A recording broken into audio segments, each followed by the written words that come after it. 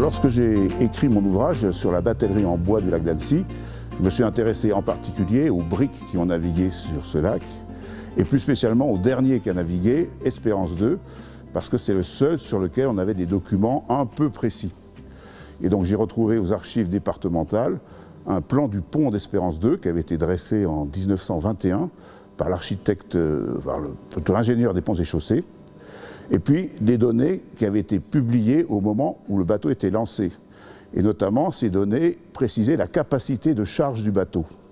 Et ça, c'est extrêmement important pour reconstituer un bateau équivalent, parce que les mêmes bateaux ont navigué sur le Léman, ils ont été étudiés par un ingénieur naval qui a montré que pour le constructeur, ce qui était important, il y avait une seule donnée qui était importante, c'était la charge.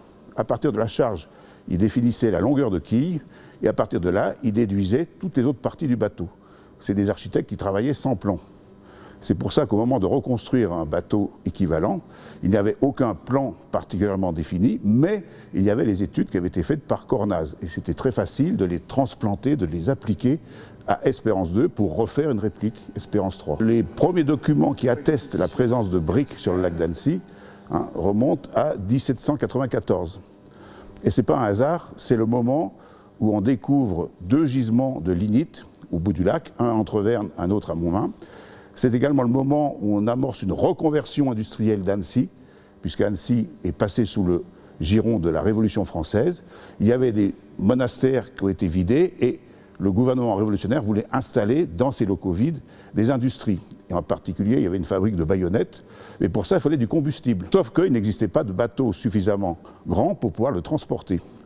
Et on sait que le conseil de ville a demandé à un charpentier naval de la rive savoyarde du Léman de construire un bateau juste l'année où le lignite était découvert. L'avantage des briques, c'est que c'est des bateaux pontés et le chargement se fait directement sur le pont. Donc la manutention est facilitée, la charge transportée est 6 fois plus grande et les bords étant très évasés, plus le bateau est chargé, plus il est stable.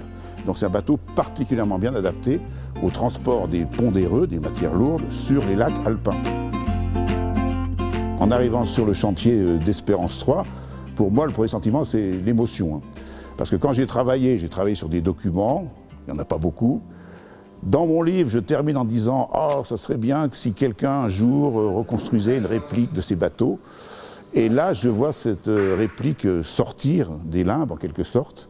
La quille est faite, l'étrave est en place, le tableau arrière est en place, les membrures commencent à être posées, et pour moi, le bateau est déjà là. Je vois également, ce qui est intéressant, c'est que pour la reconstruction, c'est une reconstruction à l'identique, mais qui intègre des données techniques actuelles, et je trouve que c'est l'occasion aussi de faire évoluer les constructions. Il ne s'agit pas de reconstruire un bateau comme on le faisait avec des techniques d'antan, il ne s'agit pas d'aller couper des chaînes avec des scies comme autrefois, c'est d'intégrer la technique actuelle dans le respect d'une tradition.